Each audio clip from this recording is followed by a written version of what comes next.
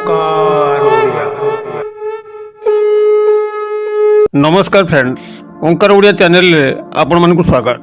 Friends, आज एक क्षुद्र भिडियो रे एभली एक समय को उपस्थापन करिया पे जाउची जेउ समय की आपण मानकर कंठरे स्वयं माता सरस्वती विराजित थांती एवं सही समय रे आपणकर सकल इच्छा मनोस्काम जहाँ आपण व्यक्त करिथांती ताहा आपनको तत्काल प्राप्त होता है। आपणकर जेकोसी मनोस्काम मध्य थाओ, चाकरी प्राप्ति पई हो, व्यवसाय वाणिज्य उन्नति पई हो, प्रेम प्रणय विवाह रे सफलता पई हो, ऋण करजरू मुक्ति पई हो, धार उधार टंका को फेरस्त पाइबा पई हो, सकल रोग शोक दुख जंत्रणारू पार उद्धार होवा पई हो, जेकोसी प्रकार सकल इच्छा मनोस्काम ताहा एई विशेष मुहूर्त रे परिपूर्ण होता है। तेबे एथिपई आपणकर सम्यक ज्ञान थिबा दरकार।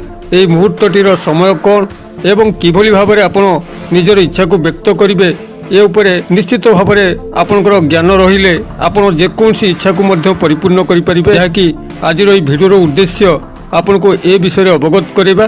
অতএব আপন মানে ভিডিওটিকে শেষ পর্যন্ত দেখন্তু, যাদ্বারা ଆପଣ ଏହି ବିଶେଷ ମୁହୂର୍ତ୍ତର ସହାରା ନେଇକରି ଯେକୌଣସି ମନସ୍କାମକୁ ପରିପୂର୍ଣ୍ଣ କରିପାରିବେ। ଏହି ଅମୂଲ୍ୟ ତଥ୍ୟକୁ ଆପଣମାନଙ୍କ ସହ ଉପସ୍ଥାପନ କରିବା ପୂର୍ବରୁ ଏଇଠି କ୍ଷୁଦ୍ର ନିବେଦନ, ଯେଉଁମାନେ ଆଜି ପ୍ରଥମବାର କରିକି ଚ୍ୟାନେଲ ପାଦ ଦେଇଛନ୍ତି ସେମାନେ ଚ୍ୟାନେଲ କଡ଼ରେ ଥିବା ଲାଲ କଲରର ସବସ୍କ୍ରାଇବ ବଟନ୍ କ୍ଲିକ୍ କରି ବେଲ୍ ଆଇକନ୍କୁ କ୍ଲିକ୍ କରି ଏବଂ ଅଲ୍ ନୋଟିଫିକେସନ୍ ଉପରେ କ୍ଲିକ୍ କରି ଚ୍ୟାନେଲଟିକୁ ସବସ୍କ୍ରାଇବ କରାଇ ନିଅନ୍ତୁ। ତେବେ ଫ୍ରେଣ୍ଡସ୍, ଏବେ ଆସନ୍ତୁ ନଜର ପକାଇବା ଏହି ବିଶେଷ ମୁହୂର୍ତ୍ତଟିର ରୂପରେଖ କ'ଣ, କେଉଁ ସମୟରେ ଆମର କଣ୍ଠରେ ମାତା ସରସ୍ୱତୀ ସ୍ୱୟଂ ବିରାଜିତ ଥାନ୍ତି ଏବଂ ସେହି ସମୟରେ ଆମେ କିଭଳି ଭାବରେ ଆମର ଇଚ୍ଛାକୁ ବ୍ୟକ୍ତ କଲେ ତାହା ଶୀଘ୍ର ୟୁନିଭର୍ସ ଆମ ପାଖରେ ପହଞ୍ଚେ ଏବଂ ସେହି ଇଚ୍ଛାଟିକୁ ଆମେ ପ୍ରାପ୍ତ କରିଥାଉ। ଆପଣଙ୍କର ଏଇ ଯେଉଁ ସମୟ, ଏ ସମୟ ହେଉଛି ଆପଣଙ୍କର ବ୍ରାହ୍ମ ମୁହୂର୍ତ୍ତ। ବ୍ରାହ୍ମ ମୁହୂର୍ତ୍ତର ଏକ ନିର୍ଦ୍ଦିଷ୍ଟ ସମୟ ଅଛି, ଯେଉଁ ସମୟ କି ମୁଁ ଆପଣଙ୍କୁ ସେୟାର କରିବା ପାଇଁ ଯାଉଛି। ତେବେ ବ୍ରାହ୍ମ ମୁହୂର୍ତ୍ତଟି କ'ଣ ତାକୁ ପ୍ରଥମେ ବୁଝିବାର ଅଛି। ବ୍ରାହ୍ମ ମୁହୂର୍ତ୍ତ ଏକ ପବିତ୍ରମୟ ମୁହୂର୍ତ୍ତ, ଯାହାକି ଆପଣମାନଙ୍କୁ ପ୍ରାୟ ସମସ୍ତଙ୍କୁ ଜଣାଥିବ। ବ୍ରାହ୍ମ ମୁହୂର୍ତ୍ତ କହିଲେ ରାତ୍ରିର ଅନ୍ତିମ ପ୍ରହର, ଯେତେବେଳେ ଆପଣଙ୍କର ରାତ୍ରି ପାହି ଯାଉଛି ଏବଂ ସୂର୍ଯ୍ୟୋଦୟ ଘଟୁନାହିଁ, ଏଇଭଳି ଯେଉଁ ଜଙ୍କସନ୍ ପଏଣ୍ଟ, ଏଇ ଜଙ୍କସନ୍ ପଏଣ୍ଟ ହିଁ ଆପଣଙ୍କର ବ୍ରାହ୍ମ ମୁହୂର୍ତ୍ତ। ଯେଉଁ ସମୟରେ କି ଅନେକ ଅଦୃଶ୍ୟ ଶକ୍ତିମାନେ ସମ୍ପୂର୍ଣ୍ଣ ଜାଗ୍ରତ ଅବସ୍ଥାରେ ଥାଆନ୍ତି, ସକଳ ଦେବାଦେବୀଗଣ ଜାଗ୍ରତ ଅବସ୍ଥାରେ ଥାଆନ୍ତି ଏବଂ ଏହି ସମୟରେ ବହୁତ ଗୁଡ଼ିଏ ତନ୍ତ୍ର ସାଧନା କରାଯାଇଥାଏ, ମନ୍ତ୍ର ସାଧନା କରାଯାଇଥାଏ ଏବଂ ଏହି ସମୟରେ ଉଠିକି ମଧ୍ୟ ଚାଲବୁଲ କଲେ, ଯାହାକି ଡାକ୍ତର କବିରାଜ ମାନେ ଆପଣଙ୍କୁ ଆଡଭାଇସ୍ କରିଥାନ୍ତି ଖାଲି ପାଦରେ ଚାଲିବା ପାଇଁ। ଏହି ସମୟରେ ଚାଲିଲେ ଶରୀର ମଧ୍ୟ ନିରୋଗ ରହିଥାଏ। ଅତଏବ ଏହି ବ୍ରାହ୍ମ ମୁହୂର୍ତ୍ତର ପୁନରାୟ ଏକ ବିଶେଷ ମୁହୂର୍ତ୍ତ ଅଛି, ଯେଉଁ ସମୟରେ କି ଆପଣମାନଙ୍କର କଣ୍ଠରେ ମାତା ସରସ୍ୱତୀ ସ୍ୱୟଂ ବିରାଜିତ ଥାନ୍ତି। ଏହା ହିଁ ତନ୍ତ୍ରୋକ୍ତ ଶାସ୍ତ୍ର ପ୍ରମାଣିତ କରେ, ଯାହାକି ମୁଁ ଆପଣଙ୍କୁ ଏହି ଭିଡ଼ିଓରେ ଆଗରେ ସେୟାର କରୁଛି। ଭିଡ଼ିଓକୁ ଧ୍ୟାନ ସହକାରେ ଦେଖନ୍ତୁ। ଏହି ବ୍ରାହ୍ମ ମୁହୂର୍ତ୍ତରେ ଆପଣମାନଙ୍କର ପ୍ରଥମେ ଯେତେବେଳେ ନିଦ୍ରା ଭାଙ୍ଗୁଛି, ସେତିବେଳେ ଆପଣଙ୍କର ନିଜର ଯେକୌଣସି ଶାଶ୍ୱତ ଇଚ୍ଛାକୁ ବ୍ୟକ୍ତ କରିବାର ଅଛି। ତେବେ ଏହି ନିର୍ଦ୍ଦିଷ୍ଟ ସମୟ, ଯେଉଁ ସମୟରେ କି ଆପଣଙ୍କର ଇଚ୍ଛାକୁ ବ୍ୟକ୍ତ କରିବେ, ତାର ଯଥେଷ୍ଟ ପୂର୍ବରୁ, ଅର୍ଥାତ୍ ଆପଣଙ୍କର ବ୍ରାହ୍ମ ମୁହୂର୍ତ୍ତ ଆରମ୍ଭ ହେଉଛି ଭୋର 4ଟାରୁ ସୂର୍ଯ୍ୟୋଦୟ ପର୍ଯ୍ୟନ୍ତ। ଅତଏବ ଯେତେବେଳେ ଆପଣମାନେ 4ଟା ପାଖରୁ ନିଦ୍ରା ତ୍ୟାଗ କରୁଛନ୍ତି, ଆପଣ ପ୍ରଥମେ ସେହି ଶଯ୍ୟା ଉପରେ ବସିକିରି ଈଶ୍ୱରଙ୍କର ନାମ ନିଅନ୍ତୁ। ସେ ମହାଦେବ ଶିବଶଙ୍କର ହୁଅନ୍ତୁ, ପ୍ରଭୁ ଶ୍ରୀ ରାମଚନ୍ଦ୍ର ହୁଅନ୍ତୁ, କିମ୍ବା ଶ୍ରୀ ରାମଚନ୍ଦ୍ରଙ୍କର ଭକ୍ତ ପ୍ରଭୁ ବଜରଙ୍ଗବାଲି ହୁଅନ୍ତୁ, କିମ୍ବା ପ୍ରଭୁ ଶ୍ରୀକୃଷ୍ଣ ହୁଅନ୍ତୁ। ଆପଣଙ୍କର ଯେଉଁ ପ୍ରଭୁଙ୍କର ଅନୁସରଣରେ ଆପଣ ଅଛନ୍ତି, ଯିଏ ମଧ୍ୟ ଆପଣଙ୍କୁ ଭଲ ଲାଗନ୍ତି, ତାଙ୍କ ନାମ ନିଅନ୍ତୁ। କିମ୍ବା ଯଦି ଆପଣ ମାତୃଭକ୍ତ ହୋଇଥାନ୍ତି, ଦୁର୍ଗା, ସରସ୍ୱତୀ, କାଳୀ, ମାତା ଲକ୍ଷ୍ମୀ, ସେମାନଙ୍କର ନାମ ନିଅନ୍ତୁ। ନାମ ହିଁ କଳିଯୁଗରେ ଶ୍ରେଷ୍ଠ ବୋଲିକି ଦର୍ଶାଯାଇଛି, ତନ୍ତ୍ରୋକ୍ତ ଶାସ୍ତ୍ର ମଧ୍ୟ ପ୍ରମାଣିତ କରେ।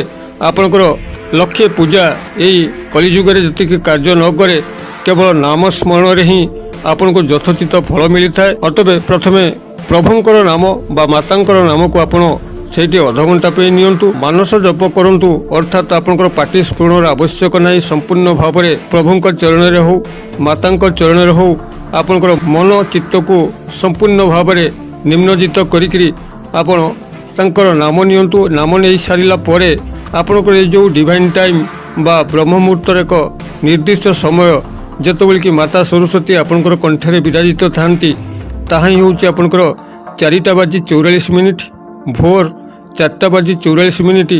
ଏହି ସମୟରେ ହିଁ ମାତା ସରସ୍ୱତୀ ଆପଣଙ୍କର କଣ୍ଠରେ ବିରାଜମାନ ଥାନ୍ତି।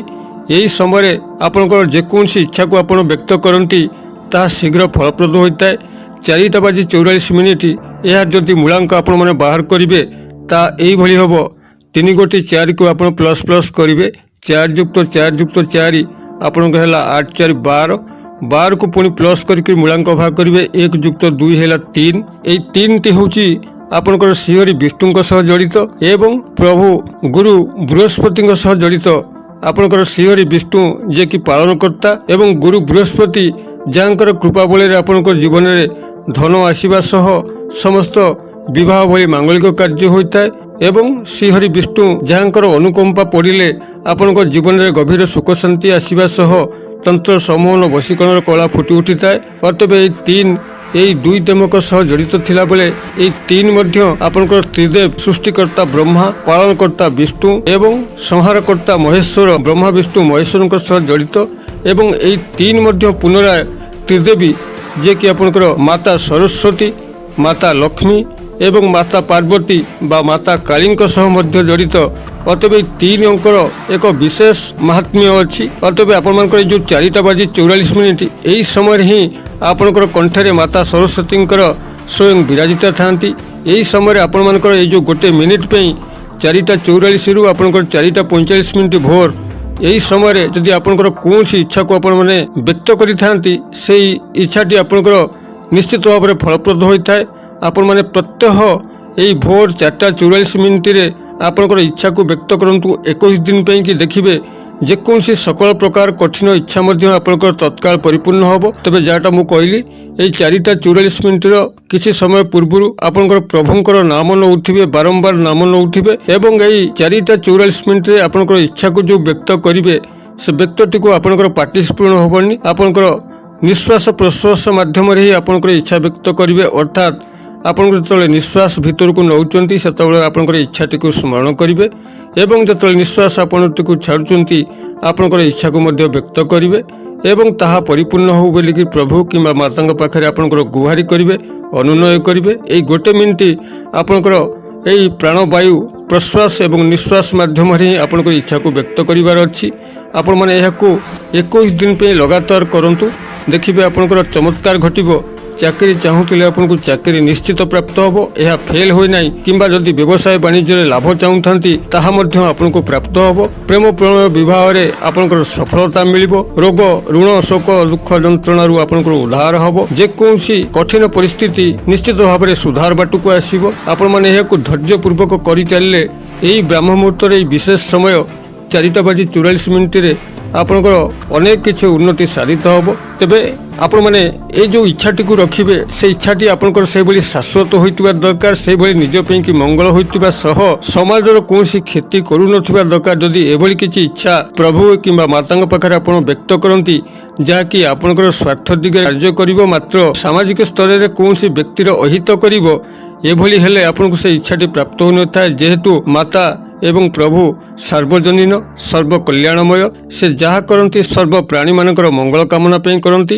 ଅତଏବ ଆପଣଙ୍କର ଇଚ୍ଛା କାହାରି କ୍ଷତି କରୁନଥିବା ଦରକାର ଏବଂ ଆପଣଙ୍କର ମଙ୍ଗଳ କାମନା କରୁଥିବା ଦରକାର ଏବଂ ଆପଣଙ୍କର ପରିବାରର ମଧ୍ୟ ମଙ୍ଗଳ କାମନା କରୁଥିବା ଦରକାର। ଏଇଭଳି ଶାଶ୍ୱତ ଇଚ୍ଛା ଆପଣଙ୍କର ମନ ଭିତରେ ପୋଷଣ କରିବା ଉଚିତ। ଏଥିରୁ ସଫଳତା ପାଇବା ପାଇଁ ହେଲେ ମୁଁ ଆଶା କରେ ଦର୍ଶକ ବନ୍ଧୁ ଭିଡ଼ିଓଟି ନିଶ୍ଚିତ ଭାବରେ ଆପଣଙ୍କର ମନକୁ ପାଇଥିବ। ଯଦି ଭିଡ଼ିଓଟି ଆପଣଙ୍କୁ ଭଲ ଲାଗୁଥାଏ ତେବେ ଏହାକୁ ଯେତେ ପାରନ୍ତି ସେୟାର କରନ୍ତୁ କାରଣ ଜ୍ଞାନ ବାଣ୍ଟିବାରେ ହିଁ ଆପଣଙ୍କର ଜ୍ଞାନ ବଢ଼ିଥାଏ। ଆପଣଙ୍କର ନିଜ ଗୃହରେ ରହିକି ମଧ୍ୟ ସର୍ବଜନଙ୍କର କଲ୍ୟାଣ ନେଇପାରିବେ ସର୍ବ ଦେବାଦେବୀଙ୍କର କଲ୍ୟାଣ ନେଇପାରିବେ। ଅତଏବ ଭିଡ଼ିଓକୁ ଯଥେଷ୍ଟ ମାତ୍ରାରେ ସେୟାର କରନ୍ତୁ ଏବଂ ହୃଦୟରୁ ମଧ୍ୟ ଗୋଟେ ଲାଇକ୍ କରନ୍ତୁ ଯାହାଦ୍ୱାରା କି ଆମେ ଏଇଭଳି କଣ୍ଟେଣ୍ଟ ଆପଣମାନଙ୍କର ସେବାରେ ଯୋଗାଇ ଦେଇପାରିବୁ। ଭିଡ଼ିଓର କ୍ଷୁଦ୍ର ପରିସର ମଧ୍ୟରୁ ମୋତେ ଏଇଠି ଆଜି ବିଦାୟ ଦିଅନ୍ତୁ। ପୁଣି ଆପଣମାନଙ୍କ ସହ ଦେଖା ହେବ ଏଇଭଳି ଏକ ଶିକ୍ଷଣୀୟ ଭିଡ଼ିଓରେ। ସେ ପର୍ଯ୍ୟନ୍ତ ଦର୍ଶକ ବନ୍ଧୁ ଆପଣମାନେ ସମସ୍ତେ ମଙ୍ଗଳମୟଙ୍କ କୃପାରୁ ଭଲରେ ଥାନ୍ତୁ ରହୁଛି। ସର୍ବେ ଭବନ୍ତୁ ସୁଖିନଃ ସର୍ବେ ସନ୍ତୁ ନିରାମୟା ସର୍ବେ ଭଦ୍ରାଣୀ ପଶ୍ୟନ୍ତୁ ମା କଶ୍ଚିତ୍ ଦୁଃଖଭାଗ୍ ଭବେତ୍। ଓଁ ଶାନ୍ତି ଓଁ ଶାନ୍ତି ଓଁ ଶାନ୍ତି। ନମସ୍କାର।